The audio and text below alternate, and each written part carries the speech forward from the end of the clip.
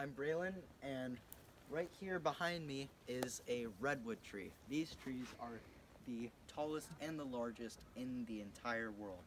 They have a base that can get up to 25 feet wide, and they can be up to 350 feet tall. Now, to achieve those heights, they have to have special mechanisms that allow them to survive to grow so tall. And they have basically these internal tubes inside of this trunk, and it's basically called a vascular system, a water system, where they take water up from the roots and shoot it super high into the sky. And they do that by having, so these little tubes, so imagine this, they suck up water, it goes into the leaves, and then the leaves evaporate by the sun, and it keeps evaporating and evaporating. And that draws more water up from the roots through these tiny tubes. So it's basically like a giant 350-foot tall straw, these trees are.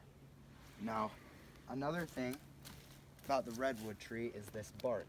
They have incredibly special bark. It has a special chemical called tannin in it, which helps it to be fire resistant. Unlucky for that tree, which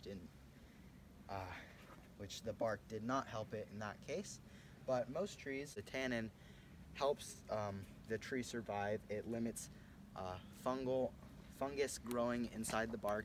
It limits insects from burrowing inside, and it prevents fire from burning the tree out.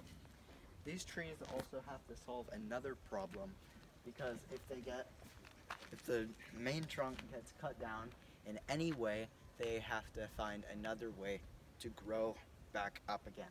So these trees have something by the base of the trunk called burl. It's basically kind of a weird mass of wood and plant matter, and it grows in just weird huge chunks like these, but it puts up these big shoots that if the main trunk ever gets cut off, these shoots have these giant root systems 50 feet wide sometimes, that can support the growth, so it can grow up into a big tall tree again.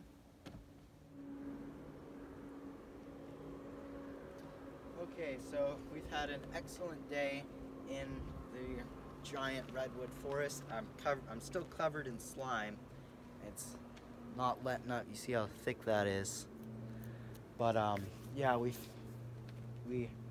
saw some great giant redwood trees, this giant sequoia right here. I've never seen a bigger tree in my life, which is crazy.